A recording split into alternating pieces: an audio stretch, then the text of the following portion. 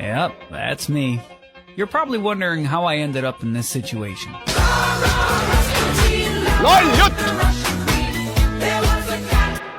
Mida teha, kui avastad, et oled kaelani sitas? Äsja sisse õnnistatud automaks tõi turule ebastabiilsuse. Eestis müüdi detsembris ligi 67% vähem uusi autosid kui möödunud aasta detsembris.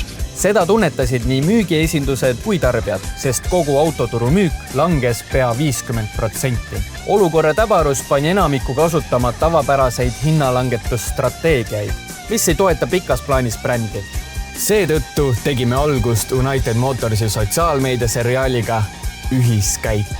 Davaiser, paneme siis joonele. Maailmas on 3 kõige menukamat autoeksperti. Need on United Motorsi esindajad. Leino, Jaanus ja Mati. Nagu 2 tilka vett. Selle asemel, et kasutada tuntud nägusid, otsustasime, et Leino, Jaanus ja Mati on parimad peategelased, kes viivad edasi United Motorsi põhiväärtuseid.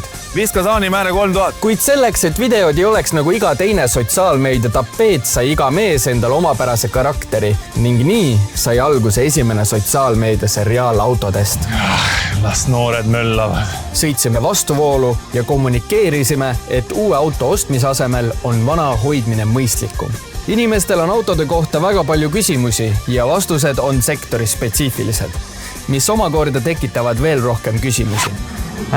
Seadsime fookusesse harimise ja meelelahutuse ning rääkisime teemadest nagu auto eest hoolitsemine, elektriautode eripärad ja muidugi Berlingo bänger. Seda kõike United Motorsi kastmes. Videod levisid kulutulena ja 17 sisutüki ning 3 kanali peale vaadati neid kokku ligi 3 miljonit korda.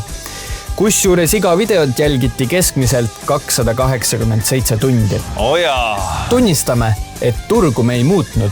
Muutsime seda, kuidas autode edasimüüjad suhtlevad tarbijatega ajaloo kõige sitemal ajal. Ning see on üks põhjustest, miks United Motorsi müügid langesid turulõikes 2 korda vähem. Mis näitab, et nina jäi püsti, aga haises ikka.